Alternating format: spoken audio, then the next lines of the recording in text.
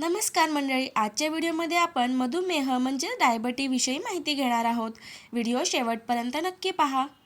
Diabetes कशामुळे होतो, diabetes होऊ नये म्हणून आधीच कशी घ्यायची काळजी ते आपण पाहणार आहोत. मधुमेह आता एक जागतिक आव्हान बनले आहे, जो फक्त नियंत्रण केला जाऊ शकतो. अलीकडेच एका अभ्यासाच्या मदतीने म्हातारपणात मधुमेहाचे कारण समजून घेण्याचा प्रयत्न करण्यात आला आहे.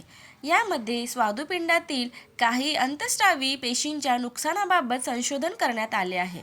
जाणून घ्या या अभ्यासात काय आढळून आले. डायबिटीज कशामुळे होतो, डायबिटीज होऊ नये म्हणून आधीच कशी काळजी घ्यायची ते पाहूया. मधुमेह आता एक गंभीर आजार बनला आहे. भारतात मधुमेहाचे रुग्ण झपाट्याने वाढत आहेत. जगभरात लाखो लोकांना मधुमेह आहे. जागतिक आरोग्य संघटनेच्या अहवालानुसार सुमारे 42.2 कोटी लोकांना मधुमेह आहे. मधुमेह ही एक जागतिक समस्या बनली आहे. टोकियो मेट्रोपॉलिटन युनिव्हर्सिटीच्या काही संशोधकांनी वाढत्या वयामुळे होणाऱ्या मधुमेहाविषयी अभ्यास केला आणि त्यांना कसे काहीतरी सापडले जे वृद्धांमध्ये मधुमेह टाळण्यास मदत करू शकते.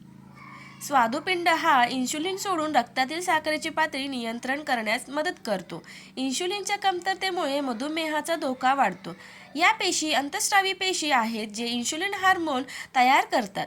वाढत्या वयानुसार या पेशी नष्ट होऊ लागतात, ज्यामुळे वृद्धत्वात मधुमेह होऊ शकतो.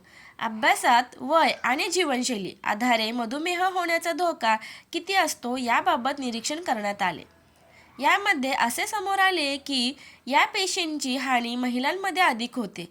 या पेशींचे नुकसान टाळण्यासाठी प्रयत्न करणे गरजेचे आहे, ज्यामुळे मधुमेह होण्यापासून बचाव होऊ शकतो. व्यायाम करा. व्यायाम केल्याने शरीर सक्रिय राहते, यामुळे आपली चयापचय क्रिया देखील चांगली राहते. व्यायामामुळे आपल्या पेशींची इन्शुलिन संवेदनशीलता देखील वाढते, ज्यामुळे रक्तातील साखरेचे प्रमाण नियंत्रण राहण्यास मदत होते. वजन कमी करण्यातही व्यायाम करणे महत्त्वाचे आहे. दररोज 30 मिनिटे व्यायाम केला पाहिजे. वजन कमी. जास्त वजन हे मधुमेहाचे एक प्रमुख घटक आहे. तुमचे वजन जास्त असल्यास वजन कमी करण्याचा प्रयत्न करा. यासाठी तज्ज्ञांचा सल्ला घ्या. त्यासाठी आहाराचे नियोजन करू शकता. यामुळे तुम्ही निरोगी राहाल आणि तुमचे वजनही कमी होईल. जेवणावर नियंत्रण ठेवा. जेवताना अनेक वेळा आपण एकाच वेळी खूप जेवतो, नंतर बराच वेळ काहीही खात नाही. यामुळे आपल्या रक्तातील साखरेची पातळी अचानक वाढते. त्यामुळे मधुमेहाचा धोका असतो.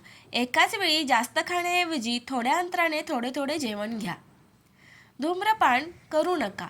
धूम्रपानामुळे इन्शुलिन प्रतिरोधक क्षमता वाढते, ज्यामुळे आपल्या शरीरातील पेशी इन्शुलिनचा योग्य वापर करू शकत नाही आणि रक्तातली साखरेची पातळी नियंत्रण राहत नाही.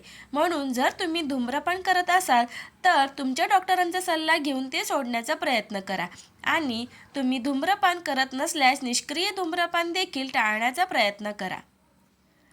माहिती कशी वाटली कमेंट करून नक्की सांगा.